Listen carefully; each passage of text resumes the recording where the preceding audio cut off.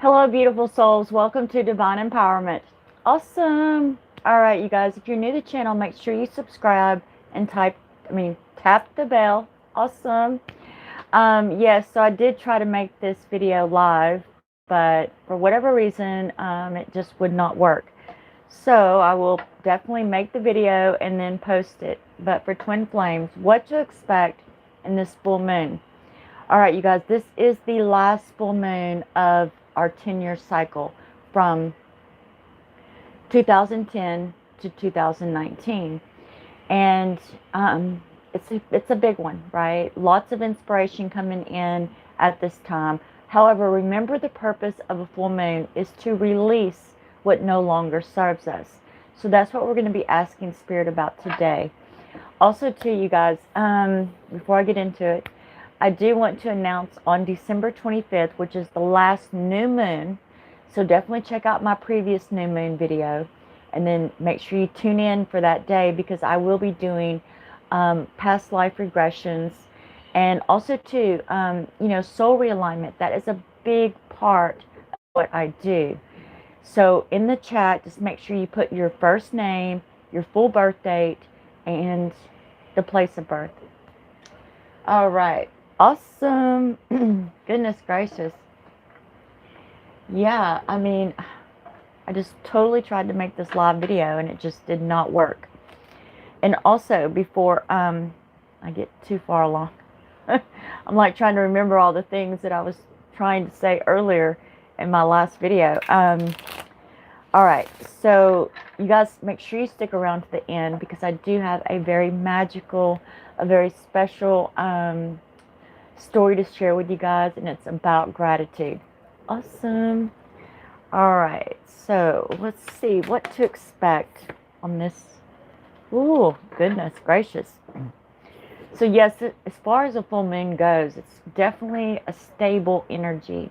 So I don't expect anyone to like turn into a werewolf or something, but definitely a lot of stable, grounded, physical, getting down to business. The Three of Shields. You guys, if you are not in union, you definitely need to get out and date some karmic partners. The life lessons there are invaluable. They are so helpful, because we have all kinds of soulmates, right? And then we have life lessons between us and other souls, right? So it definitely helps with those life lessons and the transformation, which is the main thing for Twin Flames. It is that intense transformation. So if you're not changing and you're not becoming your better and better and best version, then yeah, you're kind of missing the point there, right? All right, Seven of Swords, doing the work. And it isn't just about thoughts, right? Remember, we manifest. Our entire reality is a reflection of who we are, okay? Now, in order to manifest new circumstances, new, even union, we have to become a new vibrational state of being. And the only way we can do that is through action. We can't think our way there. We can't meditate our way there. Although those things are helpful, positive thoughts. Taking a blind leap of faith. This Eight of Swords, I always get kind of a tickle when I pull this card, because as you can see, she's surrounded by swords. She's blindfolded. If she moves in the wrong direction, right, she's going to die, quite literally. But if you notice, there's one sword here that has the serpents, right? The twin flame. Kundalini energy. If she makes the right choice, if she trusts her intuition, then she's going to hit that Kundalini. She's going to have that Kundalini awakening. And that is huge, huge for Twin Flames, is bringing that Kundalini online, right? So that our energy is transformative for the planet as well. The Magician. Becoming the masters of manifestation, manifesting into the physical. This is a huge opportunity, you guys, because we're manifesting for the next 10 years. Think about that. Make your dream list. Make sure you put down your soul desires, because that's what makes manifestation effortless. When we are honest, and you know, today's society, with television and, you know, just all the conditioning and programming that's going on, a lot of times we set our intentions based on what we should want for ourselves, right? We should want a retirement fund. We should want this, or we should want that. When our soul desire, which are generally intentions and desires that come from childhood, right? These are things that you've always wanted to experience. And I'm actually fulfilling one of my soul intentions right now. I always wanted to live in a foreign country. I always wanted to be the foreigner. You know, the one that wasn't from here. And, you know, I'd long forgotten about it. It's, you know, I've had this soul desire, this soul intention for so long that when I got here, I was like, wow, it took a long time. But it wouldn't have if I had just set the intention, right? Because we are creators of our reality. We are divine spiritual beings having a physical experience. So stepping into, and that's a big part of the story that I'm going to share with you guys.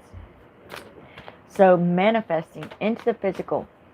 We do this through action, right? Not making a decision, because our mental body, and thank God we can't manifest from thoughts, right? Because we could think something, and I mean, my gosh, our world would look like a chaotic cluster mess, right? So, however, we set intentions, and then we take this leap of blind faith, right? We set that intention, and then it comes into the physical. It will manifest itself. All right, so definitely stable energy, you guys. And then I get the Knight of Swords. Do you guys believe that you're the master creator of your reality? Do you believe that when you set an intention, the universe is not going to argue with you? So it is understanding, you know, and I see him, he's up on this horse, right? And he's got his sword and the lightning's coming down, like, and it is so. I set this intention. I want to experience this in the physical, and it is so.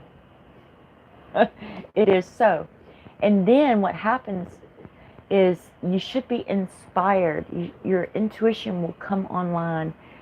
And boy, this video is just turning into manifestation, manifestation, manifestation. But that is a big part of the twin flame journey, is stepping into our divine, into our unique divinity, our divine self-expression, and then becoming the master creators of our experience. You know, finding our abundance, finding our mission work. Page of Swords. So definitely, a lot of you guys are resonating to this. I do feel this energy, like, yes, me. I want to create my reality. I want to be the master creator of my reality. Wow. Okay. So again, yes, the video just cut out. Whew, goodness gracious. Yeah, there's definitely some strange energies going on here. All right, so where was I? Oh, I was talking about how, you know, we're stepping into our manifestation abilities, creating our realities, creating the physical experience that we want to have here. But also too, you know, there's this is such a huge, powerful time, right? Because we have YouTube, we have way showers, we're able to raise the awareness, raise the consciousness of the planet and everyone on. healing the subconscious mind, coming into our divinity, right? Into the physical. I get 6 of Shields next. And it's scary, right? I recently had a conversation about newly awakened souls and, remembering that feeling, right? And, yeah, sometimes it does fade away. It levels out. But that does not mean that you go on a journey or a search to re-find it, okay? It doesn't get lost. What it means is to keep moving forward. And then you're going to experience new levels of awakening. And it is very level. And I have a very, very special story to share with you guys. Okay. Let's see what else Spirit has for this full moon. And I will start doing, I've noticed a lot of twin flames, because not everyone is supposed to be in union. And this isn't a romance. This isn't a storybook, okay? This is about transformation. And transformation is not always easy or pleasant. So we'll be doing those romantic soulmate readings very soon, because I know that is coming online, and a lot of you are calling in romantic soulmates. Awesome. And it's because you deserve it. You deserve that healing, that special connection without all the towers and the triggers and the hard work and the transformation. Not that isn't beneficial, because it is. Especially if you are looking for your soul purpose, you're looking for your mission mark. That is probably the number one reason for a twin flame, which is why it's not always romantic. Sometimes it's, father-daughter, mother-son, or grandfather and grandchild. It's not always romance, right? Now, there are some twin flames that have that as part of their contract. So if you're not sure about yours, maybe you should meditate. And definitely remember this 3 of Shields. Get out there and date some karmic partners. And I know that's probably triggering a lot of people right now, but that's the truth. You can call in those healing soulmates, protective soulmates, and keep doing your life lessons, and then that will help you along your journey. And it is a journey. It is definitely, that has been coming in so clear from Spirit, that this is a journey, right? Page of Shields. Understanding that we are here to have a journey, a physical incarnation, an experience. And I get this King of Swords, believing that we're worthy, believing that we're lovable, believing that we are enough, right? And so definitely take this time, especially with this full moon, and explore that King of Swords energy, and definitely make out your dream list, right? The Magician. Spirit is waiting, make out your Christmas list for the next 10 years. Awesome. And then I get Knight of Cauldrons. Just, when we set clear intentions, the universe goes to work to manifest that into the physical. So we have one more new moon, and I will be doing a premiere. And then I get the Druid.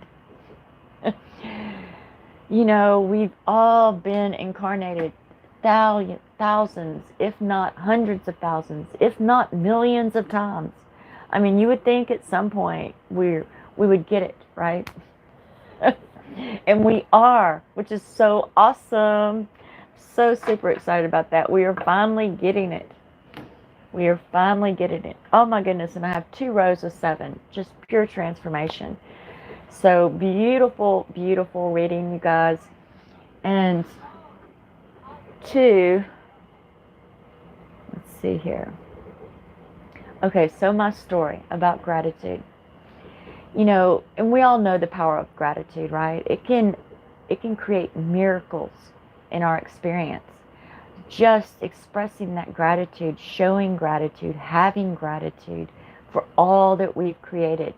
Because even if we didn't do it consciously, there is no doubt that we created it, even if it was subconsciously. So I'm stepping into a new form of gratitude, and it is about claiming my creation, my experience, right? Through choice and consequence, through vibrational states of being that I attract, my circumstances, the good, the bad, all of it, right? And showing gratitude to me. Thank me. Thank me. Thank you, me. It is a little weird, I have to admit. And I just started yesterday. But then I kind of got the hang of it, you know. I mean, if any little thing, like there was a cool breeze, I was like, oh, thank me. Thank you, me, for creating this nice, cool breeze.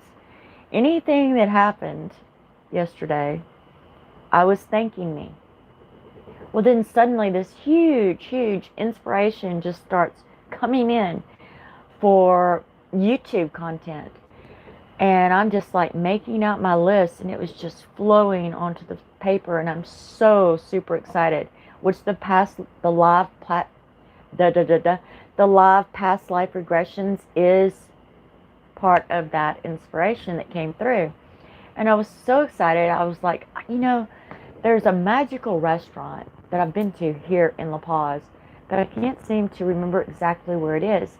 And I thought, well, I'm going to go on a walkabout because I really want to see and experience this place again.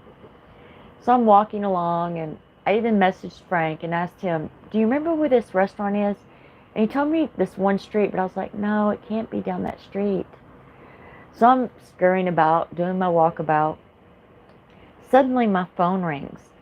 Now, in Mexico, when you're out walking, you do not get on your phone because the sidewalks, especially off of the Malecon, they'll have stairs, or they'll just have like a big drop off. They're not just flat sidewalks. No. So it's very dangerous to be on your phone while you're walking, because you could definitely hurt your physical body. So I'm walking along, and my phone starts to ring. So I stopped, made sure I was on solid ground, and then I looked at the caller ID, and I'm not joking. The caller ID said capital M-E, me. And I went, well, that's a new telemarketing scam, right? How clever. I answered it, and they hung up. And then I was curious, because I remembered making a contact when I got my phone, and I put in the contact me, capital M-E, with my new phone number so I wouldn't forget it. I haven't had this phone number that long. So I pulled up the information for the call, and I'm not kidding. That is my contact on this phone, same phone number. And it was definitely a very clear sign from the universe, from spirit, from my higher self. I mean, that what I was doing was powerful. This could not have been faked at all. Number one, I put in my phone number, but I didn't put the area code. Now, you can spoof numbers, which, trust me, I've talked to a lot of people about this since yesterday. However, they would use the area code, right? This was my contact that I put in my phone with my number, and it called me to remind me, to thank me for the inspiration that came through. Because that was the one time I just didn't think about it, you know, like, but yes, the power of gratitude, that is Definitely, you guys should check that out. Try it out. Please share your stories below in the comments. Tell me what experiences you have. Blessings into infinity.